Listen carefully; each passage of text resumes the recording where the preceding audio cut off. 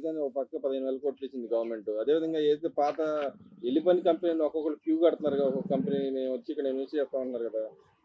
ఈయనేమన్నా మరి అసలేం అభివృద్ధే జరగట్లేదు, సంక్షేమ పథకాలు కూడా ఇవ్వట్లేదు. ఆయన ఇస్తామన్న పథకాలు కూడా ఇవ్వట్లేదు అంటున్నాడు కదా జగన్మోహన్ రెడ్డి. నేనుంటే అన్ని ఇచ్చేసేవాడిని అంటున్నాడు కదా! మరి ఇప్పుడు ఆయన ఉన్నప్పుడు ఎందుకు ఈ కంపెనీలు రాలేదు? ఇప్పుడు ఎందుకు వస్తున్నాయి?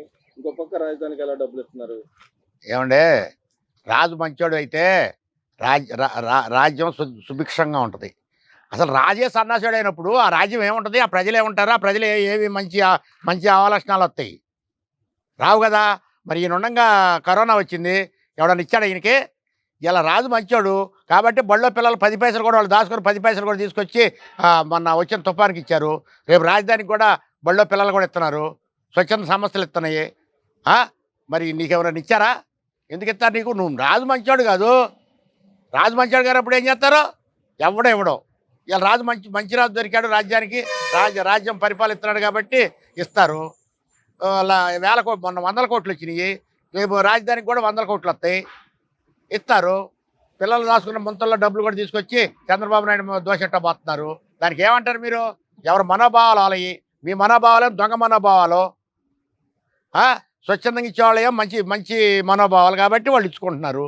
దాన్ని కూడా మీరు విమర్శిస్తే అట్టా? ఇలా కంపెనీలు మొత్తం వస్తారు. లాలు రాలా?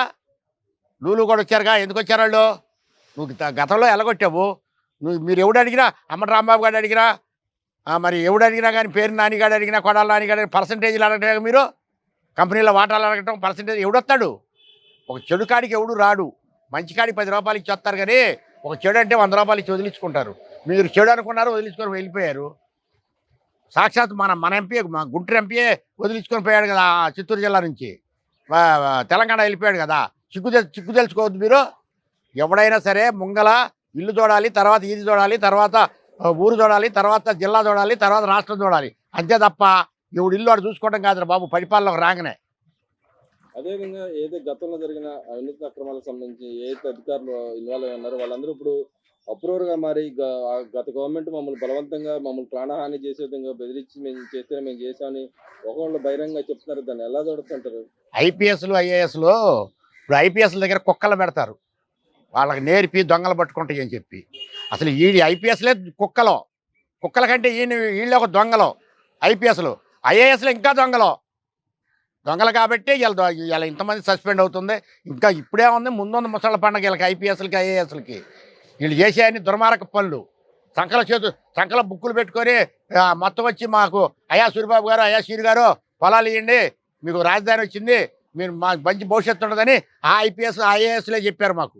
ఇక్కడ వచ్చి రాజధానిలోకి వచ్చి మళ్ళీ 3 రాజధానులు అనగానే ఆ ఐఏఎస్లే పోయి వాడు సంకనాకారు. వాడు ఏం చెప్తే అది చేసి మమ్మల్ని పట్టించుకున్న నాదులు లేడు. మమ్మల్ని జైలు వేస్తారు, ఎక్కడ వేస్తున్నా కానీ మమ్మల్ని పట్టించుకోవాలి. ఒక ఐఏఎస్, ఒక కలెక్టర్ పట్టించుకోవాలి. గుంటూరు జిల్లా కలెక్టర్లే పట్టించుకోవాలా, కృష్ణా జిల్లా కలెక్టర్ పట్టించుకోవాలా. వాళ్ళకి ఏం తెలుసు? వాళ్ళకి ఇంగిత జ్ఞానం ఉందా? వాళ్ళు తినేది కడుపు కారణంగా ఐఏఎస్లో వాళ్ళు ఏదో చదివారు మానవత్వంగా, అంతే. వెనక పెద్దలు చెప్పారు చదువుకోవడానికి కన్నా తాకలాడు మేలని. అట్లాంటి తయారయ్యారు ఐఏఎస్లు. అంటే ఇక్కడ మమ్మల్ని భయపెట్టి చేపిస్తున్నారు కాబట్టి మేము చేసాం. భయపడితే ఎందుక రాజీనామా చేసిపో. చేయవారి దగ్గర నీతి నిజాయితీ రాజీనామా అయ్యే ఉద్యోగానికి, లేకపోతే సెలవు పెట్టి పోయి నీ దారి నువ్వు పో. ఎవడైనా నిన్ను భయపెట్టేది? 5 రోజులు ఉండే రాజకీయ నాయకుడు భయపెడతాడు నిన్ను? వాడిని చూసి భయపడేవాడు నువ్వు ఇంకా ఐఏఎస్ ఏం చేస్తా, ఐపీఎస్లు ఏం చేస్తారు మీరు? వాడు ఎన్నాళ్ళు ఉంటాడు రాజకీయ నాయకుడు? ఎక్కిన తర్వాత 100 రోజులే ఉంటాడు, నెల ఉంటాడు, సంవత్సరం ఉంటాడు, 5 సంవత్సరాలు ఉంటాడు, అంతకంటే ఉండడుగా. నీకు తర్వాత వచ్చే నాయకుడు భయపెడతారు. ఇప్పుడు నాయకుడు భయపెట్టకపోతే నీకు తర్వాత వాడే గెలుస్తాడు. మీరు భయపడేవాళ్ళు మీరు ఐఏఎస్లు ఐపీఎస్లు ఎందుకు చదివారు? గాడిద పొడుతూ ఉండడానికి చదివారేది మీరు? రూల్స్ అండ్ రెగ్యులేషన్ తెలియకుండా. ఐఏఎస్ అంటే ఏంటి? ఒక జిల్లాకి ఒక జడ్జి లాంటి వాడు, ఒక కలెక్టర్ అంటే. దాని పాత్ర పోషించారా మీరు? మరి అయ్యో మనం రైతుల దగ్గర పోయావే, భూములు ఇమ్మన్నాము, భూములు తీసుకున్నాము, అన్నీ చేసామని మళ్ళీ మీరు రైతుల దగ్గరికి వచ్చారు మాట్లాడగలిగారా? శిబిరాల దగ్గరికి వచ్చి మీరు ఒక డిఎస్పీకి సమాధానం చెప్పలేరు, ఒక ఎస్పీ సమాధానం చెప్పలేకపోయారు. మీరు పిచ్చి రైతుల్ని బేడీలేసి జైల్లో వేయించారు. మీరు ఐఏఎస్లా ఐపీఎస్లా జగన్నాటకం లాగా జగన్ గారు ఆడమన్నదల్లా ఆడారు. ఇవాళ అనుభవించండి. శ్రీలక్ష్మి అనుభవించలా? అదేవిధంగా ఈ గవర్నమెంట్ ఇది మంచి గవర్నమెంట్ అని చెప్పి ప్రజల్లో అనుకుంటుందని గవర్నమెంట్ చెప్తోంది. ఇంకో పక్క చూస్తుంటే వీళ్ళు ఏమన్నా అసలు సంక్షేమ పథకాలు ఇవ్వట్లేదు, అంత వ్యతిరేకత ఉందని జగన్మోహన్ రెడ్డి గారు అంటున్నారు. అది నిజంగా వ్యతిరేకత ఉందా? ఇది మంచి గవర్నమెంట్ అని అనిపించుకుంటుందా? ఏమండే, నేను కాంగ్రెస్ వాదిగా చెబుతున్నా, నేను కాంగ్రెస్ వాడిని. నేను ఇట్లా మాట్లాడుతుంటే జగన్ తిడుతుంటే నేను ఒకవేళ ఇంకో పార్టీ తెలుగుదేశం పార్టీ అనుకుంటారేమో. నేను ఒక కాంగ్రెస్ వాదిగా చెబుతున్నా. చంద్రబాబు నాయుడు గారు ఒక ఇజనగల్ల ముఖ్యమంత్రి, ఆయనకి తెలుసు ఏది ముందు చూపు ఉంది ఆయనకి. ఇవాళ ఇక్కడ మొక్క నాడుతున్నామంటే ఈ మొక్క ఎందుకు నాడుతున్నారంటే మా మా మా మనవడి కన్నా ఉపయోగపడిద్దని నాడుతున్నామా అని చెప్తాడు తాత. అట్నే చంద్రబాబు నాయుడు ఇవాళ వేసిన బీజం అది 10 సంవత్సరాలకు ఉపయోగపడవచ్చు, లేదా ఆయన పెడతాడు విజయం 20 25 పెడతాడు. ఇప్పుడు 47 పెట్టాడు, 5 జనకు ఉపయోగపడిద్ది. ఈ భారతదేశంలో ఒక విజయనగరంలో ఎవరెవరంటే చిదంబరం ఒకడు, మన్మోహన్ సింగ్ ఒకడు, చంద్రబాబు నాయుడు ఒకడు. అంతే తప్ప తత్తిమాళ్ళంతా రాజకీయ నాయకులే కాదు వాళ్ళు. ఎవడైతే మనం ఎక్కంగానే 3 తరాలకు 6 తరాలు సరిపోని సంపాదించుకునే నాయకులు తప్ప ఎవడో ప్రజల కోసం చేసేసి పాటుపడేవాడు ఎవడు లేడు. ఏ రాజకీయ నాయకులు లేరు. వీళ్ళ ముగ్గురే బీజాలు వేస్తారు.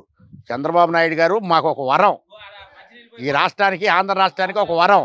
లేకపోతే ఈ ఆంధ్ర రాష్ట్రం అడుక్కు తినిపోయేది అలా ఇవాళ పరిస్థితిలో. ఎందుకంటే గత 5 సంవత్సరాలు జగన్మోహన్ రెడ్డి పరిపాలనలో ఈ 3 నెలల్లోనే అడుక్కు తినిపోయేది రాష్ట్రం. అది అడుక్కు తినకుండా ఇవాళకి ఆయన నిలబెట్టుకొస్తున్నాడంటే ఆయన ఒక ఇజనగల ముఖ్యమంత్రి కాబట్టి ఆయన నమ్ముతారు ప్రజలు. కాకపోతే మధ్యలో జిమ్మిక్కులు వేస్తుంటారు ప్రజలు కూడా. ఎల్లకాలం ఒకడే ఉండకూడదు. మరి ఇప్పుడు చంద్రబాబు నాయుడు చూసాం, రేపు గాంధీ చూడాలనుకుంటారు. మరి జగన్మోహన్ రెడ్డి ఏం చేశాడు? నిట్ట నిలువన ముంచాడు రాష్ట్రాన్ని. 11 లక్షల కోట్ల అప్పులు చేసి ఆయన ఇష్టానుసారం పంచకుండా ప్రజలకు ఇవ్వకుండా ఎవడ భాగ్యవంతుడయ్యాడు ఆయన గవర్నమెంట్లో. ఆ ఇసుక ఆ మందు అమ్ముకునే వాళ్ళు మొత్తం వాళ్ళు అయ్యారు, లేదా ఆయన చుట్టాలు అయ్యారు, లేదా ఆయన బంధువులు అయ్యారు. ఎవడయ్యాడు ఇక్కడ భాగ్యవంతులు? ఆయన ఇస్తే ఒక్కడయ్యాడని చూపించు, రమ్మనమానండి ప్రజలకు వచ్చి చెప్పమని, నా వల్ల వీడు భాగ్యవంతుడు అయ్యాడని ఆయన డయాస్ మీద ఉంటే వచ్చి చెప్పాలిగా. నేను అయ్యాను జగన్మోహన్ రెడ్డి వల్ల భాగ్యవంతుడని. పుట్టి మాటలు కట్టి పెట్టాలా ఎవడైనా సరే. జగన్మోహన్ రెడ్డి గుర్తుపెట్టుకో, ఎల్లకాలం నీ జేబులో ఉండదు, నా జేబులో ఉండదు. నీ దొడ్లోది నా దొడ్లోది కాదు. ఇది పరిపాలన అంటే ప్రజలది. ప్రజల నిర్ణేత ప్రజలది. ఆ నిర్ణయించేది ప్రజలు. అందుకే నీకు 11 సీట్లు అప్పచెప్పారు. 151 సీట్లలో పోయి ఎన్నైనా 140 సీట్లకి కుంగిపోయావు నువ్వు. గుర్తుపెట్టుకో, ఎప్పుడైనా విజనే. చంద్రబాబే ముఖ్యమంత్రి. ఆయన ప్రధానమంత్రిని కూడా తొయ్యించేశాడు తెలుసా. 2 సార్లు ప్రధానమంత్రి హోదా ఆయనకు వస్తే తొయ్యించాడు. మీకు తెలీదా? ఈ మాట డిబేట్లోకి వచ్చి మాట్లాడే వాళ్ళందరూ తెలీదా? ఇలా పనికి మళ్ళీ ఏదోలో డిబేట్లోకి వచ్చి మాట్లాడుతున్నారా? చంద్రబాబుని వ్యతిరేకించేవాళ్ళు. మరి ఈ మొక్క ఎందుకు మాట్లాడరా మీరు? ఏమో రుస్తులు మాట్లాడతారు కదా బాగా చదువుకున్న వాళ్ళలాగా. 2 సార్లు తొయ్యించాడుగా. ఒకసారి దేవగౌడికి ఇచ్చాడు, ఇంకోసారి ఆడెవరికో ఇచ్చాడు. తెలీదా మీకు? అవన్నీ తెలిసిన వాళ్ళకి ఇది తెలీదా? రిమోట్ టెండరింగ్ తెలిసిన వాళ్ళకి ఇది తెలీదా? పనికి మళ్ళీ ఎదవల్లారా. ఎవడు సక్రమం పరిపాలిస్తున్నారో వాడికి ఓటేస్తారు ప్రజలు. గుర్తుపెట్టుకోండి. అదేవిధంగా పవన్ కళ్యాణ్ సనాతన ధర్మం మీద మన తిరుపతిలో బహిరంగ సభ పెట్టాడు. దాన్ని కూడా విమర్శిస్తున్నారు. దాన్ని ఎలా చూస్తారు? అసలు సనాతన ధర్మం అంటే జగన్మోహన్ రెడ్డి తెలియదండి. ఎందుకు దాని గురించి ఆయన తోటి మాట్లాడుకోవడం? మన జగన్మోహన్ రెడ్డి గురించి సనాతన ధర్మం తెలియదు. ఆయన ఏమంటున్నాడు? మీదే కులం అంటే నాది మానవత్వం అంటున్నాడు. నీదే మతం అంటే నాది మానవత్వం అంటున్నాడు. అసలు మతాలు ఎన్నో తెలుసా ఆయనకి? భారతదేశంలో ఎన్ని మతాలు ఉన్నాయో తెలుసా ఆయనకి? భారతదేశంలో ఉంది 3 మతాలు. తెలుసుకోండి దద్దమల్లారా. 3 మతాలు భారతదేశంలో ఉందే. ఇవన్నీ కులాలన్నీ మనం పెట్టుకున్నాయి. 3 మతాలే, హిందువులు, క్రైస్తవులు, మహమ్మదీయులు. ఈ రావు మీకు. డిబేట్లోకి వచ్చి మాత్రం పెద్ద పెద్ద ఇంగ్లీష్ మాటలు జనానికి అర్థం అవ్వగా, నా బట్టి అర్థం అవ్వదుగా ఇంగ్లీషు. తెలుగే నాకు సరిగా అర్థం కాదు, అందుకని చెబుతుంటారు ఇంగ్లీష్ మాటల్లో. భారతదేశంలో ఉంది 3 కులాలు. ప్రతి వాడు వచ్చి పనికి మళ్ళీ రాజకీయ నాయకుడు అయ్యి ఎమ్మెల్యేయో మినిస్టర్ అయ్యి వాడు చెబుతుంటాడే కులాలు కుంపడ పెడతానికి. ఎవడు ఏమి లేదు. 3 మతాలు భారతదేశంలో. హిందువులు, క్రైస్తవులు, మహమ్మదీయులు. ఇంత తప్ప ఎవడు లేడు. గుర్తుపెట్టుకో జగన్మోహన్ రెడ్డి. నువ్వు సనాతన ధర్మం అంటే నీకు తెలియదు కాబట్టి నువ్వు ఒకసారి రా, తాడేపల్లి నుంచి అసెంబ్లీ కాడికి రా. నువ్వు ఎమ్మెల్యేగా అక్కడ రా, మన ఇద్దరం కూర్చొని మాట్లాడతా. నేను చెప్తా నీకు సనాతన ధర్మం అంటే ఎందుకు చెప్తా. తెలియనివాడు నీతో చెప్పటం ఏంది? వాళ్ళు పవన్ కళ్యాణ్ కానీ వాళ్ళు కానీ నీతో చెప్పటం ఏందా? తెలిసినాడు చెప్తే అది ఒక అందంగానే, అటు ఇటు కానివాడు చెప్తే ఎట్లుంటుంది?